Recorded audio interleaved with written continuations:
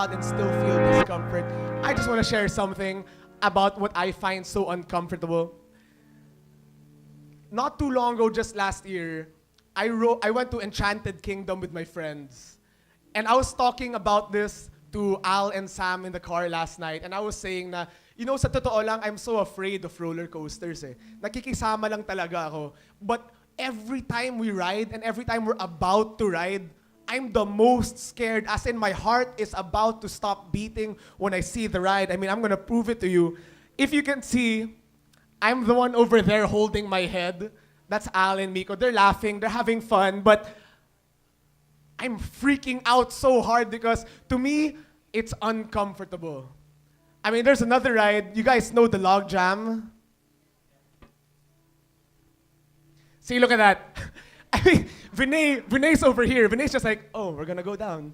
And Miko's smiling, and I'm freaking out inside because I really hate it, to be honest. I like the feeling after, yung tapos na yung roller coaster, tapos pwede mo sabihin na parang, oh, I went through the roller coaster. Not too bad. But if you see all of my pictures, my faces are always like that. And yet, I like it. If you think about it, we were not built to ride roller coasters. We were not built to ride airplanes or fast cars or fast boats in the ocean, but we find it fun, we find it exhilarating. Parang we look forward to doing it. Even though we weren't built to it, even though it is outside of our comfort zone, we look for it. And another thing that I'm trying to prove to you guys how discomfort is good. If you can't tell, I like to work out. Diba? That was me just 2 days ago, basically. But I don't need to prove it. That's true, huh? I don't know why you guys are laughing. But see, if you think about working out, discomfort and pain is what makes you grow physically. If I were to lift this, maybe in the first few days masakit, parang mabigat. After 1 week, wala na. After 1 month, I've stopped growing. After 2 years, I'll probably start to shrink in size. The only way for me to grow is if I keep adding weight, keep adding stress, and keep adding pain. Wayne is not here, one of my close friends, and he said a really nice thing. He posted on Instagram, and he said, working out, because he's so passionate about it, working out is like life. It never gets easier. It never gets lighter. You just get stronger. So isn't it funny how the way God built our bodies, the only way for it to build and the only way for it to grow is if we add stress and discomfort on our bodies. And have you guys ever had painful legs? Like leg day, or you played basketball or soccer or volleyball, tas sobrang sakit ng legs nyo. And every time you step, it's like it's painful and it's torture. But see, the thing is, when you're stepping here in a flat surface, it's not so bad, but have you tried climbing the stairs? It's like to me, whenever I do legs, and then my dad says, can you get us water? And he lives upstairs. So I have to climb the stairs, then come back down, then climb the stairs, then come back down. And the reason it's painful is because I have to use the stairs, And the thing I learned about stairs, which I find so interesting, is there's always a step, and every time you take a step up, it hurts. See, if you were to stay where you are, it's okay. If you were to stay where you are, it's comfortable. But you have to step out of this level to step up to the next level. You have to step out of your comfort zone to step up in the next thing you want to do in your life. See, the way we were built physically, we have to go through discomfort to grow. But I'm not here to teach you about the body. I'm here to teach you about the soul and the spirit, because the truth is, if you really think about it, our souls and our spirits are exactly the same. Yet why is it that the moment we go through the problem, our first prayer is, Lord, take this problem away from me? You don't pray, Lord, give me the strength so I can face this problem. You say, Lord, if you are good, take this problem away from me, or I'm gonna leave you instead. I mean, is that really how it is? You think working out is uncomfortable? Oh, I didn't get to show you guys. If you want to take a picture, step out to step up. And if you think going to the gym is uncomfortable, you know what's uncomfortable? When someone hurts you and you have to forgive, whether or not they said sorry. That's uncomfortable. You know what else is uncomfortable? When it's not really your fault, but you're willing to say sorry because you just want the problem to end. That's uncomfortable. No amount of bicep curls or leg squats or presses will ever be able to compare to the physical pain after the spiritual pain you go through in life. But see, the thing is, oh, how come the font is like that? I had such a nice font. But anyway, the thing is, there is beauty in discomfort because there is growth in discomfort. The way I was brought up by my parents, they always told me, although I failed at this before, they always told me this. They said, don't let other people's characters define yours. Just because they're bad to you doesn't mean you have to be bad. If you're good, then you stay good. It doesn't matter what they do to you. You stay who you are. You stay good. Love not because the other person is lovable, but because you're loving. Respect not because the other person is respectable, but because you're respectful. Don't let your character change just because of how other people treat you. And to do that, to be honest, it's hard. And that really is uncomfortable. I don't know if you guys know the story about Daniel. Do you guys know the story of Daniel? I don't know if you remember that. But long story short, there was this guy named Daniel. He was so prayerful. And the king, King Darius, who wasn't Christian, really loved him. But the thing is, there was a law. If you pray to a god that they don't believe in, you get fed to the lions.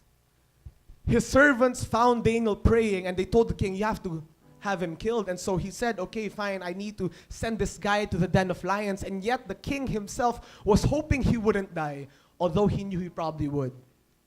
And so Daniel was sent into the den of lions overnight, and people heard the growls and people heard the roars of the lions. But when they unrolled the rock, they saw Daniel without a single scratch.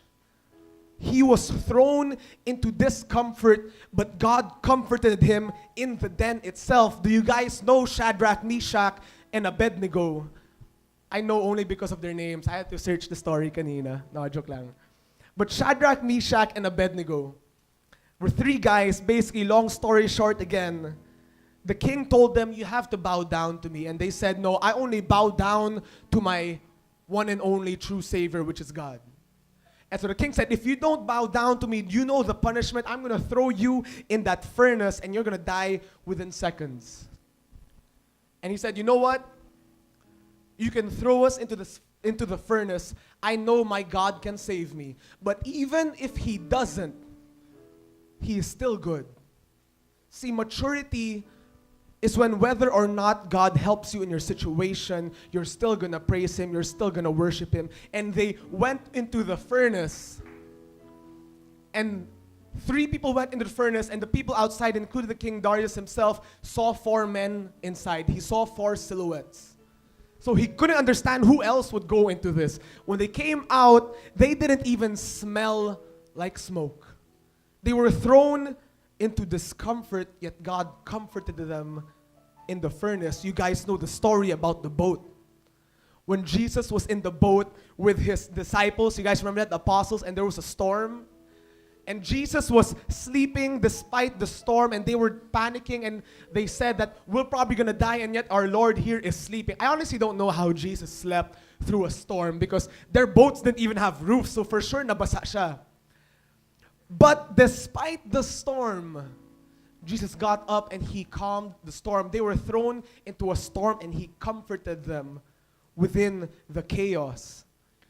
We all think that discomfort is meant to destroy us, but it's actually meant to do the exact opposite. It's meant to help us grow. Do you guys know the mama eagle? See, the eagles, they live all the way up in the mountains and their nests are way up high. And when the chicks, I don't know if you call them chicks, when the chicks get of age, the eagle grabs the chick, flies up, and drops it. And it waits. And it tries to see, is it gonna fly? Is it gonna fly? It's not flying, and it swoops down, catches the chick. And so for sure, that chick is like, why would you do this to me, mama? I mean, who would throw your baby out of the nest, diba? But she picks up the chick, flies back up and drops it again. And then it picks up the chick and then flies back up and drops it again. I mean, if you were to think like the chick, you probably think your mom went crazy. But see, the thing is, the mom knows something the chick doesn't. That there's nothing worse than a bird who can't fly.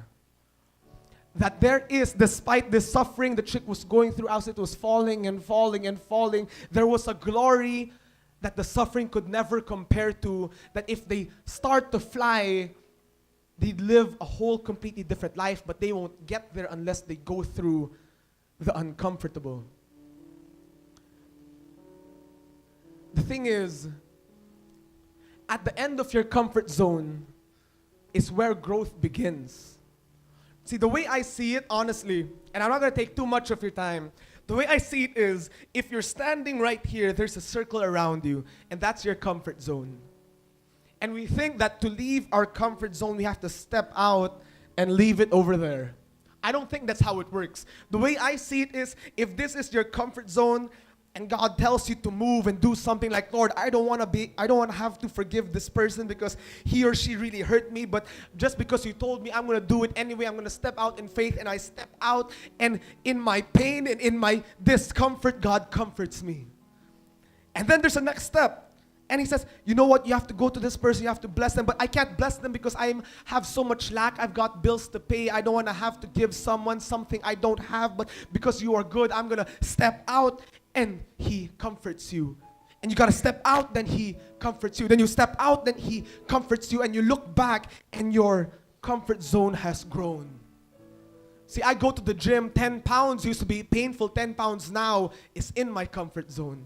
20 pounds now is in my comfort zone. 30 pounds now is in my comfort zone. And the whole reason God wants you to leave your comfort zone is because he doesn't want to stay you in one spot. Have you ever tried hiking? I honestly have never tried hiking. My friends keep trying to get me to hike, but I keep saying that, is there like a horse I can ride or something, or a bike I can use?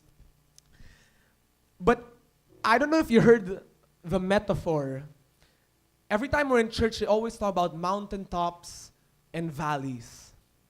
They always talk about how in the valley, it's the worst place you can be. That's where your problems are. That's the rock bottom. And the mountaintop, that's where the success is. That's where the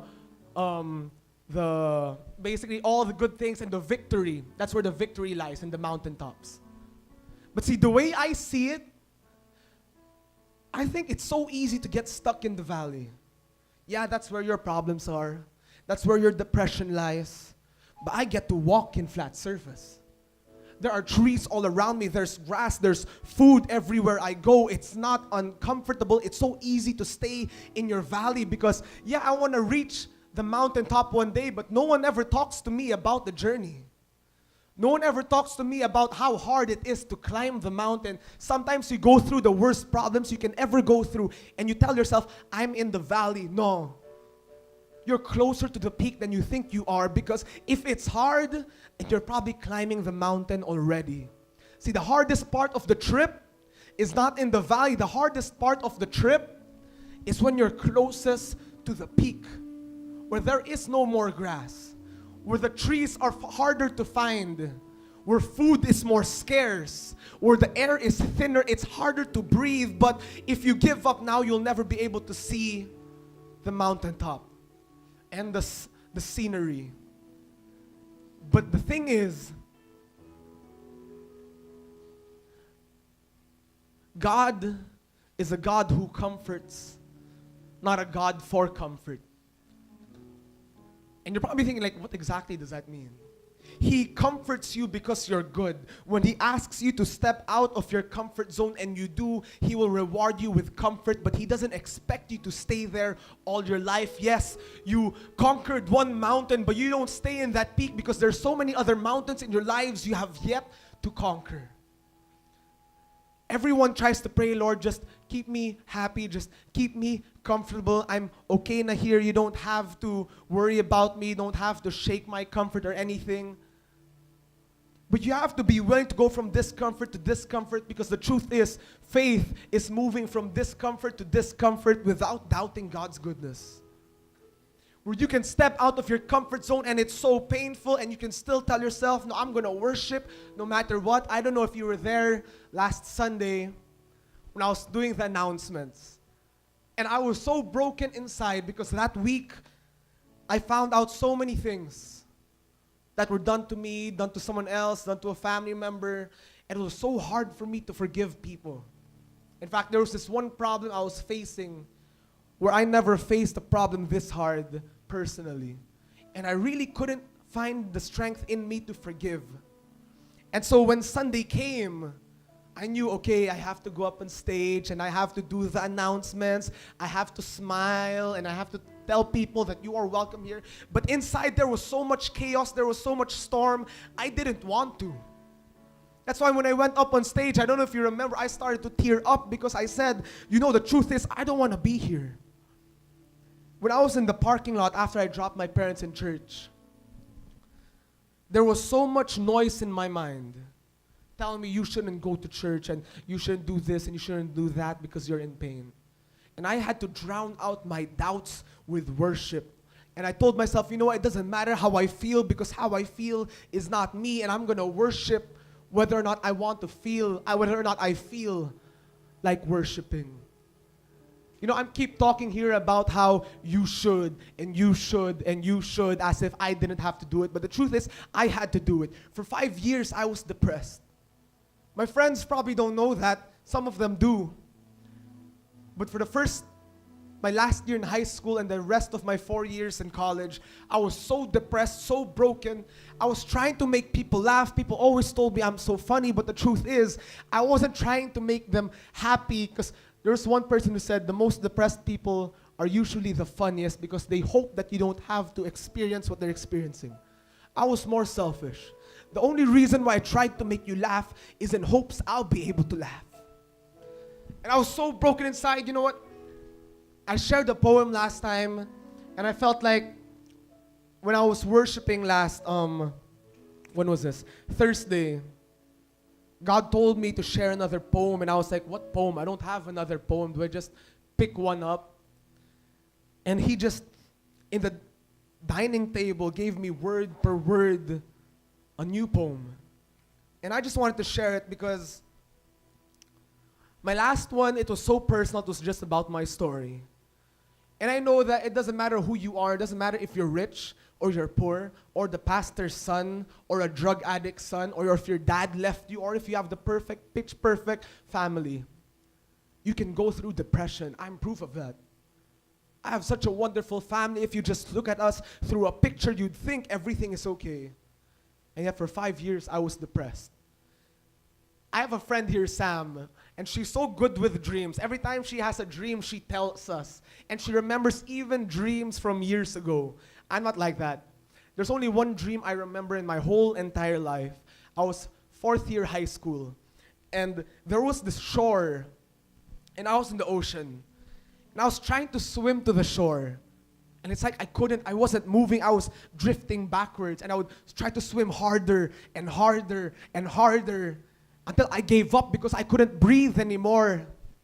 And in so much frustration, I just gave up to let myself drift away. And I saw this man reach out. He was standing on the water. He reached out, pulled me up, and pulled me to the shore. I had that dream 3 times.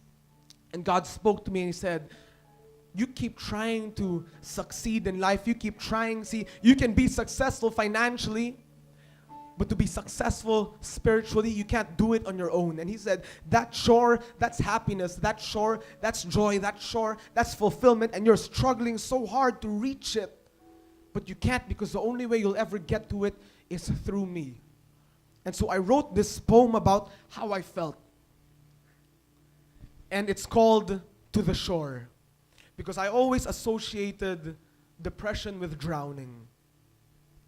So, to the shore. Drowning. You know how it feels. Mouth is open but no breathing. Lights are on but nobody's in. See, we're used to breathing oxygen, but this tastes like depression. And as the pressure sets in, we start suffocating. There's so much water in our lungs, words are too expensive to spend. Charging it on the bank of our emotions, we have no credit left. With a net worth not worth sharing, we stop opening up. More time spent in silence, less time spent picking ourselves up. Day by day, we lose a part of us. Gasp after gasp, we forget what air tastes like. Discomfort becomes familiar and pain becomes family. In a life raft with a hole we can't fix, water is flooding in every night you come home. And it never mattered how good your day went, because there was an alarm clock to remind you that there's always a reason to be depressed. Didn't matter how hard you tried to shake it off, you could never make it to the shore. Because the current of opinions was pressing against you, you drift back to where you were before. By a rock, you rest. A horizon that looks unfamiliar, and you realize that I'm so far from where I used to be. Who I used to be. With an unfamiliar surrounding and a false identity, you lay on a bed where your chaos is not put to rest, but released to roam your mind more freely, and you cry out, Lord, help me. Not with your voice, but with your eyes that start to flood around you. There's so little of me left to save. I'd still rather you salvage me with salvation. God, where are you? I don't know if the waves of my tears are blinding me, but I don't see you, I don't feel you. Sunday after Sunday, I hear about your presence, but every damn night, I feel only your absence. My legs are giving out, my arms have stopped moving. With every movement, the salt water enters my open wounds because blood has stopped circulating. I can't swim no more.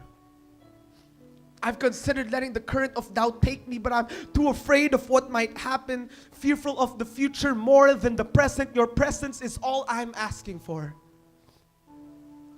But as the waves continue to wash my eyes, I start to see.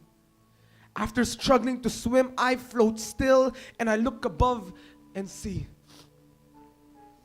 a lighthouse amidst the chaotic storm of doubt. Your light piercing through the darkness that's so thick it's tangible. Standing on the surface of this ocean of tears I've created, as if it were concrete, you reached out, knowing you could pull me when I thought I could only pull others down. You pulled me up and you brought me to the shore. I've adjusted to the cold, but your warmth was so welcoming. Wounds you healed, mind you calmed, soul you saved.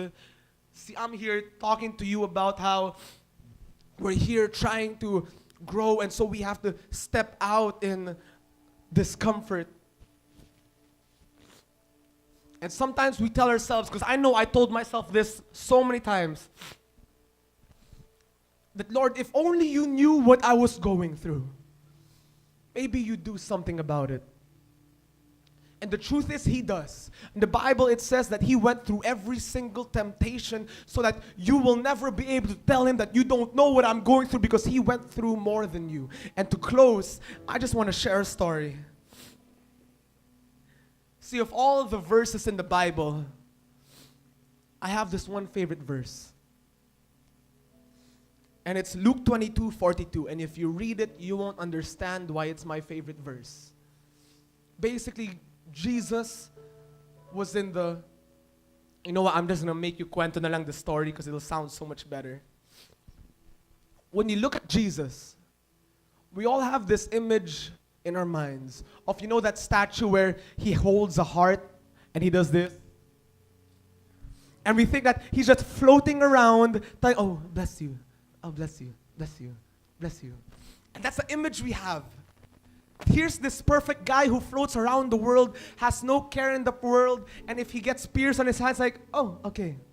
When he gets up, like, sakit, okay.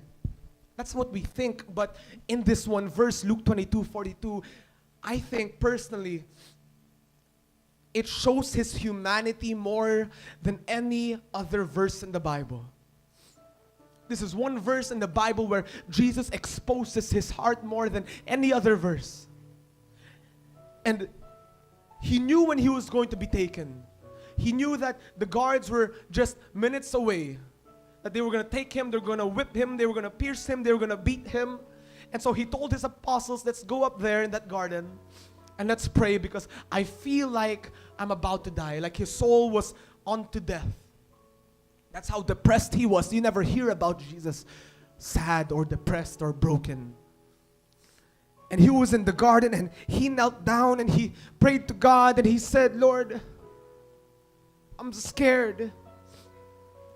I know what they're about to do to me. I know that they're going to crucify me. I know they're going to whip me. I know they're going to pierce my skin. And I'm fully God, but I'm fully human. And every whip I'm going to feel. Every nail, every inch of that nail I'm going to feel. And I want to scream out in pain. But I know this is what you want. But if there's any other way to save these people, show me. Because I'm but a man and I'm going to feel every pain they throw at me. And we don't realize that when Jesus had to sacrifice himself, he felt every single thing they did to his body. And we take it for granted. And he was there on the garden weeping. He was there on the garden crying so hard. But you know what he said? He said, but if this is your will, then I'll do it. Because I love these people so much, I'm willing to sacrifice my comfort. I'm willing to sacrifice my pain just so they can experience salvation. Having sore legs hurt, having a back that was whipped, where blood is dripping down and your bones are exposed and you've got a cross on your shoulder and you're climbing a mountain. That I can't even imagine. But he took every step thinking in his mind that the next step is for Martin. And I don't want to walk no more, but I'm going to take another step for Al, and I'm going to take another step for Sam, and I'm going to take another step for Anna, and I'm going to take another step for Lawrence. And he was willing to step out of his comfort just so you could experience comfort we never deserved in the first place. You know, people ask me, why do you speak? I'm sweating so hard because every time I speak, I throw my heart out onto the stage, because what he did in my life, you can ask my friends. I've been a pastor's kid all my life, but I never made cuento about God. I never hung out with my barkada and said, you know what God did for me today? And yet now I'm here on stage before you because he did something to my life that I could never be able to achieve on my own, and no one else could ever be able to achieve it.